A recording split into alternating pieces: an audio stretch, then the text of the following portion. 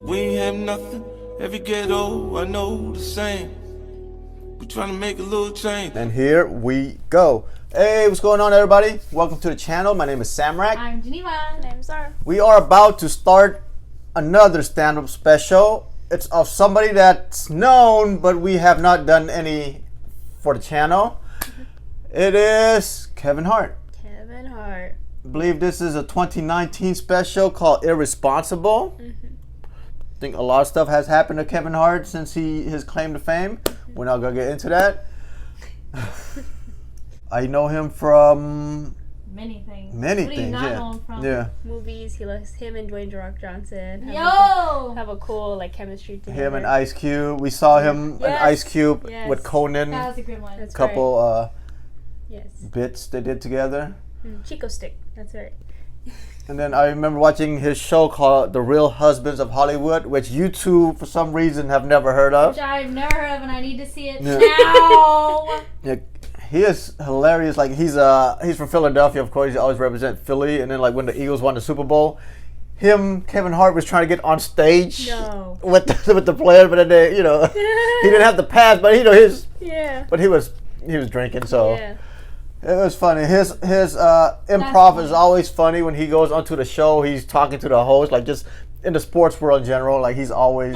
He's big in the sports world. No, he's not big in the sports world, but he uses his platform, and then he'll get guest appearances on show, and he's just talking smack to the analysts, just back talking them, and it's hilarious. Okay.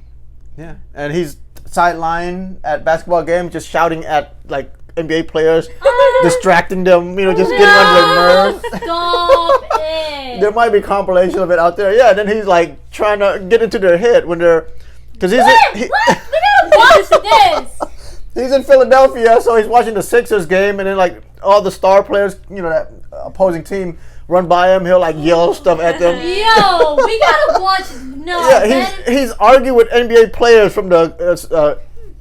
From the side, no, hell no. From the sideline. We need that video. What? Oh yeah, there's a lot of. That's on our to-do list. There's a lot of great KevinHart contents out there, but as of right now, we are going to be reacting to the Irresponsible stand-up special here. Are we ready? I'm ready.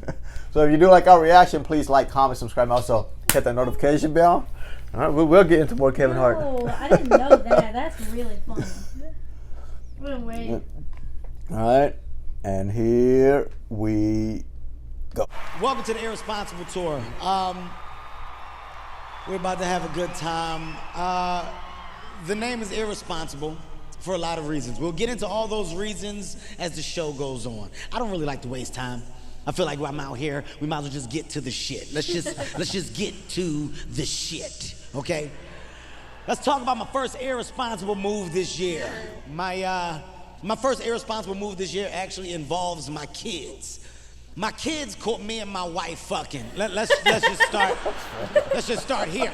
There's no real way to ease into it, so I just gotta go for it, okay? Both kids caught us fucking. If it was one, it wouldn't have been that bad, but it was both.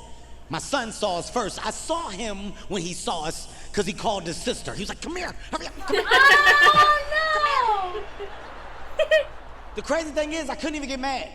I couldn't get mad at them because they came in my room based off of a rule that I put in place. I don't like locked doors in my house. Don't lock your goddamn door. I think the worst thing in the world for a parent is to not be able to get in his child's room when he wants to. Don't lock your goddamn door, especially my daughter. I told her, I said, you lock that door again, I promise you, I'm gonna kick the door down. Don't lock that goddamn door again. I go to get in my daughter's room, the door locked. I said, what I said I was gonna do? Then I said I was gonna kick that door down. She said, wait, I'm almost finished.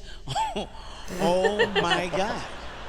Oh my God. In my mind, I thought the worst. In my mind, she was cooking cocaine. That's what I believe. She's gotta be. You know why? You know why I thought the worst?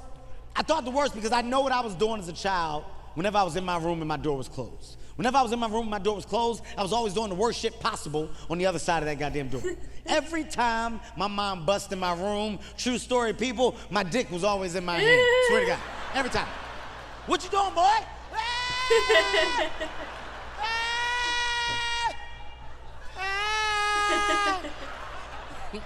One time she came in my room, I had my dick in this hand, and I had matches in this hand. What was he doing? I don't know what was about to happen, but she got there right on time. I told her it was about to be a hot dick in this bathroom. I was gonna set this dick on fire.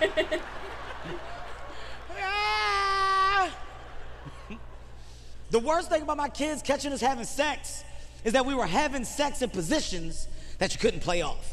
You know, there's some sexual positions that you can play off. There's a lot of couples here tonight. I see you with your lady, sir. If you and your lady having sex and your lady laying on the side and your kids come bust in the room, you can play that off. All you gotta do is sit up, act like you're watching TV. Hey, hey, hey. Fuck out of here. Don't come back in here until we done watching TV.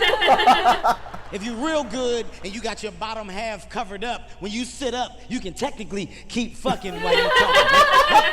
Hey, get your ass out the goddamn room. Don't come in the goddamn room. Your lady be trying to talk. Don't come in here. This is my favorite part of the show. You can play it off. Missionary, you can play that off. You and your lady having sex in a missionary position and your kids come bust in the room, all you gotta do is fall down and collapse on your lady. Make it look like you sleep. Kids are stupid, they'll believe it. Doggy style is tough, that's a tough one. Ass naked doggy style in the middle of the bed, that's tough to play off. You caught. Like what do you do? What do you do? Oh shit.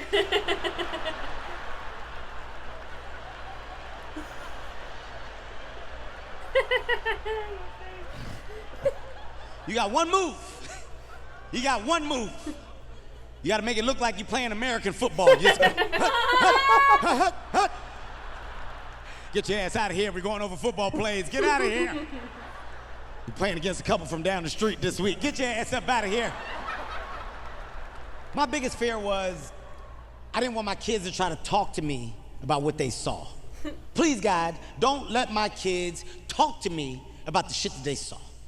I'm a firm believer in letting information float in the air and disappear. I don't like to talk about it. Oh. Let it float in the air and disappear.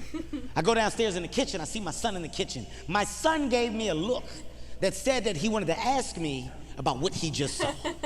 I gave him a look back that said, don't you fucking ask me about nothing that you just saw. And I knew he wasn't really gonna try to ask me because he got in trouble in school earlier that week. I had to take my son's phone from him, which is the worst thing that you can do to a child. Taking a kid's phone is detrimental to a child's lifestyle. As soon as I took his phone, he immediately turned into a crackhead, instantly. Instantly. I said, give me the phone. Give me the phone. You're not getting the phone back till you get your shit together. I snatched the phone, he broke down. He said, come on, daddy, don't do me like that. He started moving down, don't do me like that, daddy. He said, take my leg instead, take my leg. What? Or give me the goddamn phone.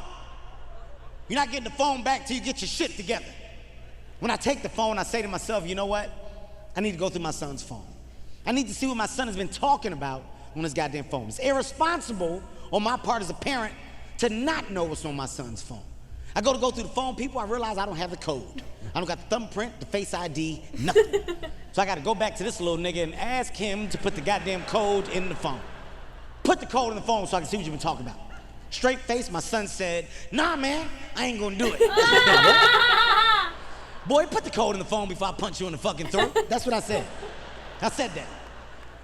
He took off running like he don't live in this house, like I'm not gonna see him at the dinner table in 10 minutes. I said, ain't nobody chasing you. Give me the code to the phone before I kick you in the back. Swear to God, from downstairs, all I heard was, fuck you!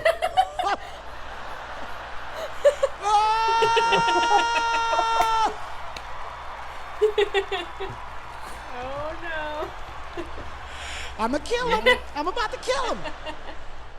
I run downstairs, grab my son by the neck. I start choking the shit out of my son. What the fuck you say to me? He couldn't breathe. He said, that's the code. The code is fuck you. Oh my God. Oh. That's a good code, son. That's a good code.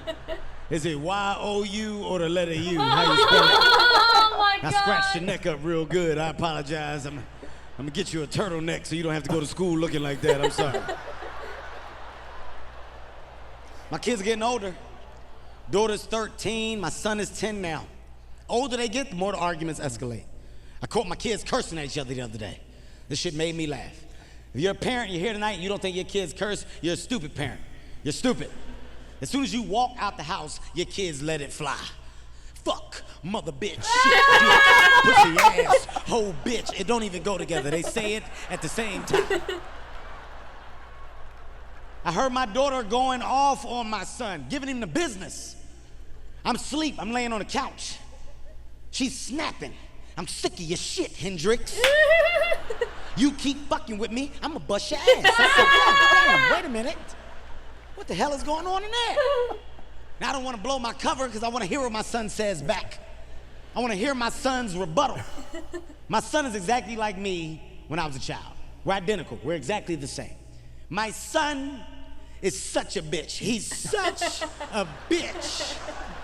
This is what my son said. My son goes, honestly, really, then what? Nothing, so why are we talking about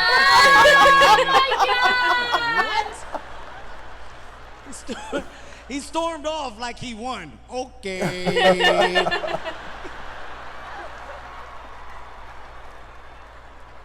In my son's defense, though, man, he's got it bad.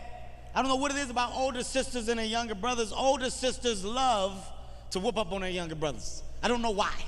It's a real thing. She dragged him down the steps the other day. I didn't see it, I heard it. I just heard my son, he was like, oh God, not again. He just heard the fucking steps. But she's a tough girl. My daughter's not a little girly girl, she's a little tomboy, man. She's a tough fucking girl. She just got a period not too long ago. Took it like a champ. Shoulder shrugged it like it was nothing. I was nervous because I knew it was coming. I saw the signs. Emotions, feelings all over the goddamn place. I tried to prepare for this period as if it was an earthquake. I went out, I bought a bunch of emergency period kits, put them in her jacket pockets, her book bags. My fear was I didn't want my baby to get the blood butt at school. That was my fear. If your baby get the blood butt, you gotta relocate. You can't send that child back to that school. You gotta fucking get a new school, you gotta move. It's a bunch of expenses that go into that problem. She came downstairs, she caught me off guard. She was like, Dad, I think my period on. I panicked. Fuck! Right now? Is it happening right now? She said, something coming down my leg. All my training went out the window. I said, go in the kitchen, get a gallon of milk, drink it, hurry up. It'll freeze the blood up. I don't know where I got that from. I pulled that out my ass. I opened up a maxi pad like it was a grenade. I said, ah! I fucking missed. Shit stuck to her face. It was bad. That was a bad situation. Once I'm on, I ain't never gonna stop. Bitch, I'm on, I ain't never gonna stop.